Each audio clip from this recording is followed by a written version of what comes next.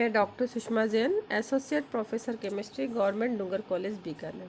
आज मैं MSc final chemistry के 8th ए पेपर की यूनिट 2 का टॉपिक प्रोटेक्टिंग ग्रुप्स में से प्रोटेक्शन ऑफ कार्बोक्सिल ग्रुप के बारे में बताऊंगी।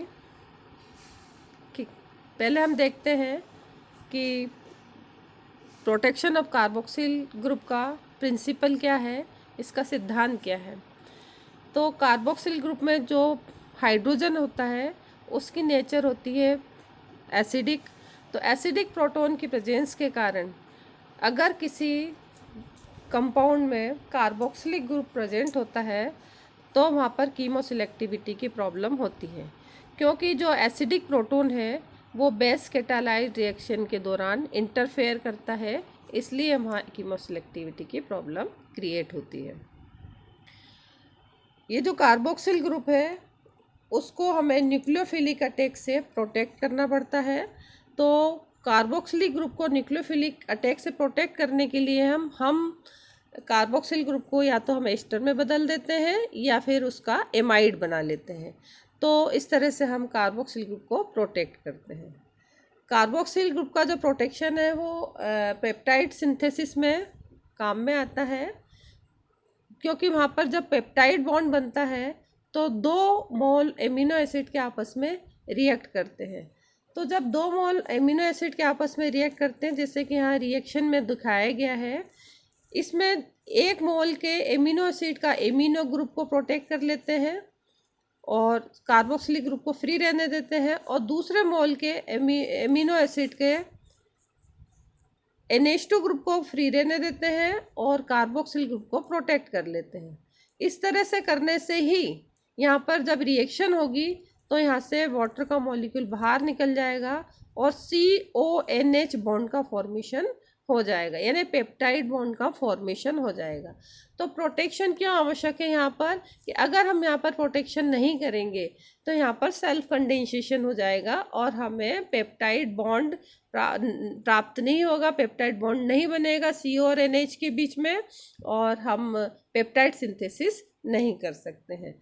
तो यहाँ पर जो प्रोटेक्शन का मेन फंक्शन है कि ये सेल्फ कंडेंसेशन को रोकता है। अब कार्बोक्सिल ग्रुप को हम कई तरह से प्रोटेक्ट कर सकते हैं। कार्बोक्सिल ग्रुप को प्रोटेक्शन करने के लिए हम एज एस्टर के रूप में जब हम प्रोटेक्ट करते हैं तो हम इसका मिथाइल एस्टर बना सकते हैं या एथाइल एस्टर बना सकते हैं, टर्सरी ब्यूटाइल एस्टर बना सकते हैं या सिलाइल एस्टर बना सकते हैं, एलाइल एस्टर बना के हम कार्बोक्सिल ग्रुप को प्रोटेक्ट कर सकते हैं, बेंजाइल एस्टर बनाकर हम कार्बोक्सिल ग्रुप को प्रोटेक्ट कर सकते हैं, ट्रिटाइल एस्टर बनाकर हम कार्बोक्सिल ग्रुप को प्रोटेक्ट कर सकते हैं, और टेट्राहाइड्रोमायराइल एस्टर बनाकर भी हम कार्बोक्सिल ग्रुप को प्रोटेक्ट कर सकते हैं। तो इस तरह से डिफरेंट वेज पर हम कार्बोक्सिल ग्रुप को प्रोटेक्ट कर सकते हैं किसी भी तरह का एस्टर बनाकर। ये सारे एस्टर जो हमने बनाए बल्कि एस्टर हैं। बल्कि एस्टर बनाने से क्या होता है कि जो इनकमिंग ग्रुप है, जो कि इस पर जो न्यूक्लियोफाइल है जो कि कार्बोक्सिल ग्रुप पर अटैक करेगा, उसको वो हिंड्रेंस प्रदान करता है, उसको अपने पास में नहीं आने देता है बल्कि ग्रुप। तो हम बल्कि ग्रुप को ऐड करके या फिर हम कह सकते हैं बल्कि एस्टर बनाकर हम कार्बोक्सिल ग्रुप को प्रोटेक्शन कर सकते हैं। जो मोस्ट कॉमनली यूज्ड एस्टर हैं जो कि कार्बोक्सिल ग्रुप के प्रोटेक्शन में काम में आते हैं, generally benzyl ester, tertiary butyl ester, trimethylsilyl ester, ये एस्टर्स बहुत सामान्यतः काम में लाए जाते हैं। ये जो टर्सरी ब्यूटाइल एस्टर है वो मॉडरेट प्रोटेक्शन रखता है अगेंस्ट टू न्यूक्लियोफिलिक अटैक के, और बहुत ही रेडिली क्लीव्ड हो जाता है, रिमूव्ड हो जाता है अंडर एसिडिक कंडीशन में। बेंजाइल जो ग्रुप है वो यूजुअली रिमूव्ड होता है सिलेक्टिव हाइड्रोजनेशन के द्वारा या फिर डिजॉल्विंग मेटल रिडक्शन के द्वारा। तो अब देखते हैं हम कि अगर हम टर्सरी ब्यूटाइल एस्टर के रूप में कार्बोक्सिल ग्रुप को प्रोटेक्ट करते हैं तो क्या मैकेनिज्म होती है प्रोटेक्शन की और डी प्रोटेक्शन की। तो यहाँ पर जैसे लिया है RCOOH, ये COH ग्रुप कार्बोक्सिल ग्रुप है, इसे अगर हमें प्रोटेक्ट करना है टर्सरी ब्यूटाइल एस्टर के रूप में, तो हम इसकी रिएक्शन प्रोटेक्टिंग ग्रुप के रूप में हम 2 मिथाइल प्रोप 1 इन के साथ कराते हैं। ये जो कंपाउंड है ये कार्बोक्सिलिक ग्रुप को टर्सरी ब्यूटाइल एस्टर में कन्वर्ट कर देता है। और यहाँ पर जो COOH था वो पूरा की पूरा यहाँ पर प्रोटेक्ट हो गया टर्सरी ब्यूटाइल एस्टर के फॉर्म में यहाँ पर, और हमने यहाँ पर कार्बोक्सिलिक ग्रुप को प्रोटेक्ट कर लिया है। आइए हम देखते हैं कि जो प्रोटेक्शन की जो मैकेनिज्म है, जो कार्बोक्सिलिक ग्रुप की रिएक्शन होती है प्रोटेक्टिंग ग्रुप के द्वारा साथ, वो किस तरह से होती है, किस तरह से कार्बोक्सिल ग्रुप प्रोटेक्ट होता है। आइए देखते हैं मैकेनिज्म ऑफ प्रोटेक्शन क्या है। हमने एज ए प्रोटेक्टिंग ग्रुप के रूप में लिया है 2 मेथिल प्रोप 1 इन, ये लिया है in presence of acid means in presence of proton.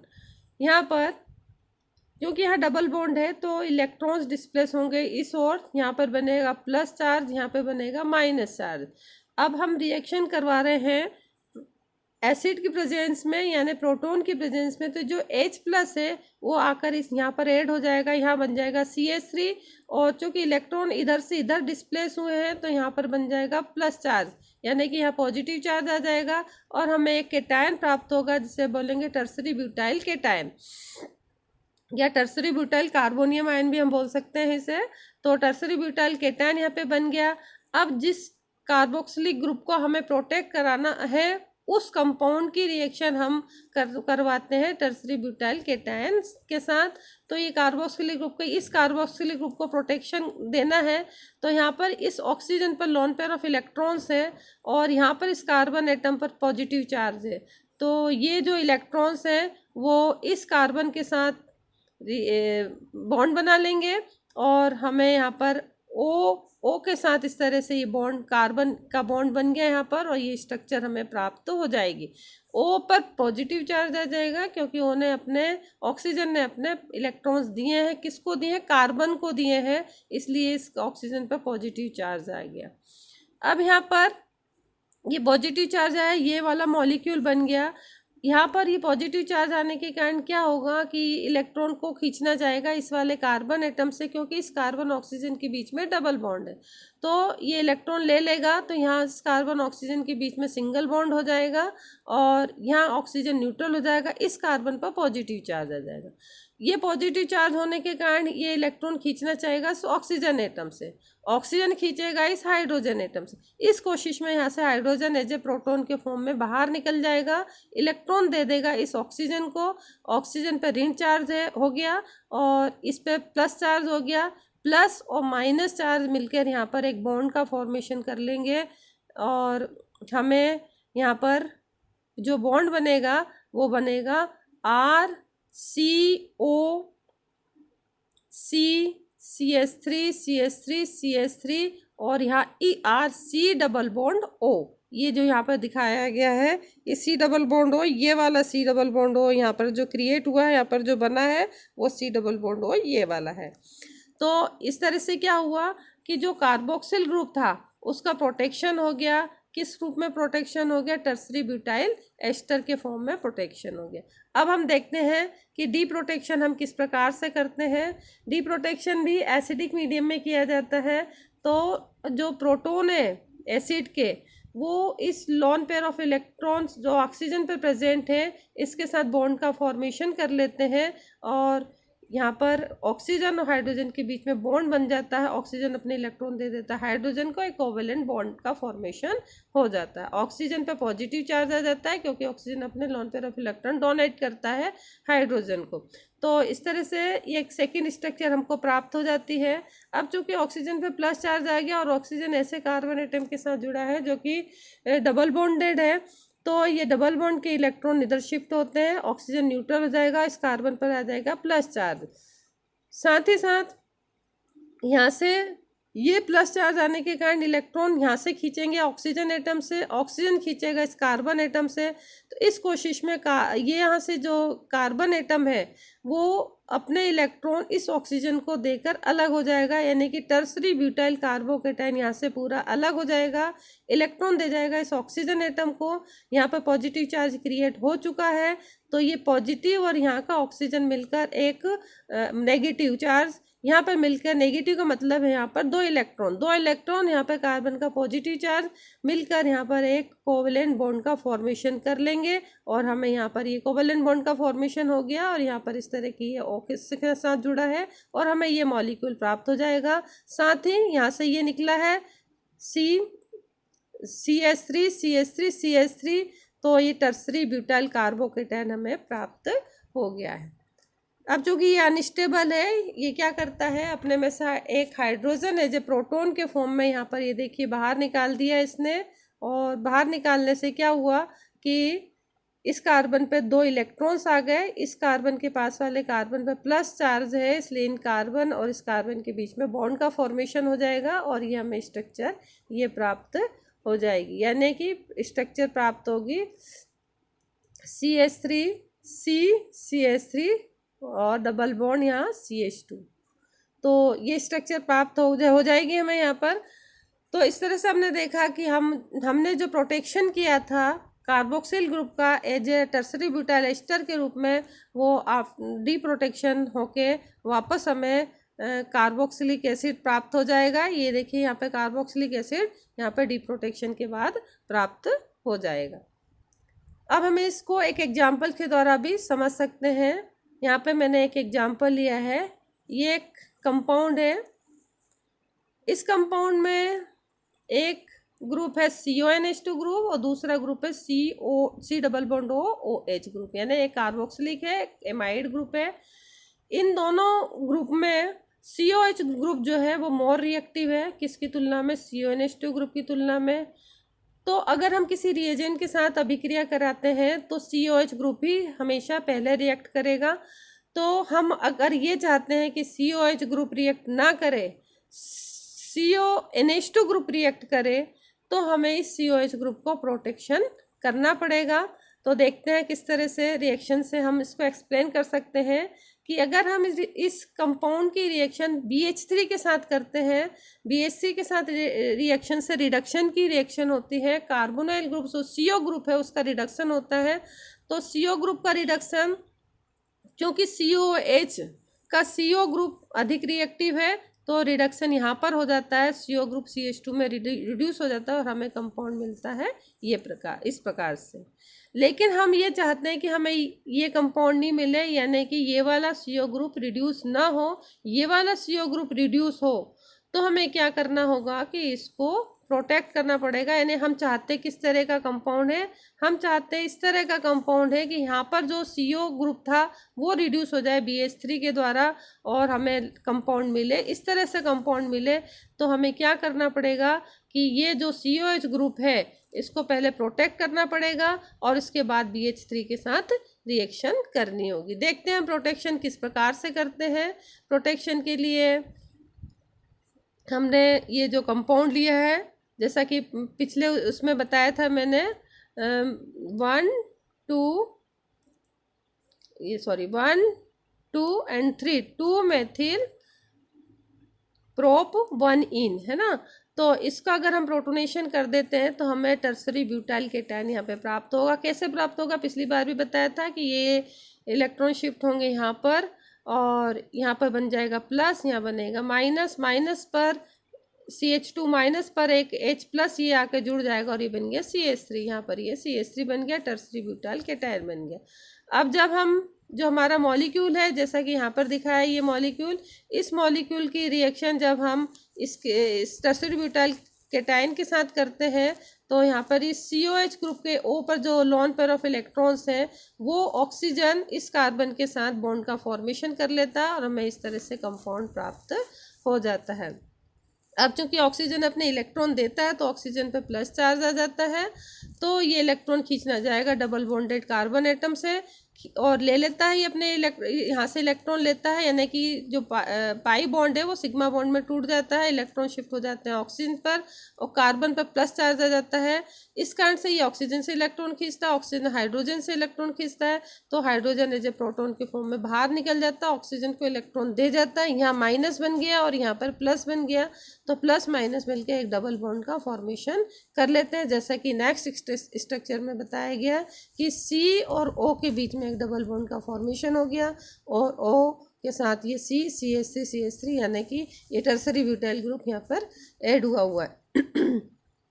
अब जब यहाँ पर जो COH ग्रुप था उसको हमने टर्सरी ब्यूटाइल एस्टर के फॉर्म में हमने यहाँ पर प्रोटेक्ट कर लिया है। अब हम रिएक्शन कराएंगे अगर BH3 के साथ, तो चूंकि CO ग्रुप तो प्रोटेक्ट हो गया तो केवल एक यही CO ग्रुप बचा है जिसका कि रिडक्शन होगा, और यहाँ पर इस CO ग्रुप का रिडक्शन होकर ये देखिए यहाँ पर जो CO ग्रुप था वो CH2 में कन्वर्ट हो जाएगा, CH2NH2 बन गया ये, यानी कि जो हम रिएक्शन करना चाहते थे वो हमने कर ली। हम रिएक्शन में क्या करना चाहते थे कि ये वाला कार्बोनाइल ग्रुप को रिड्यूस करें, तो हमने इस वाले कार्बोनाइल ग्रुप को रिड्यूस कर लिया और COH ग्रुप को हमने प्रोटेक्ट कर लिया टर्सरी ब्यूटाइल एस्टर के फॉर्म में।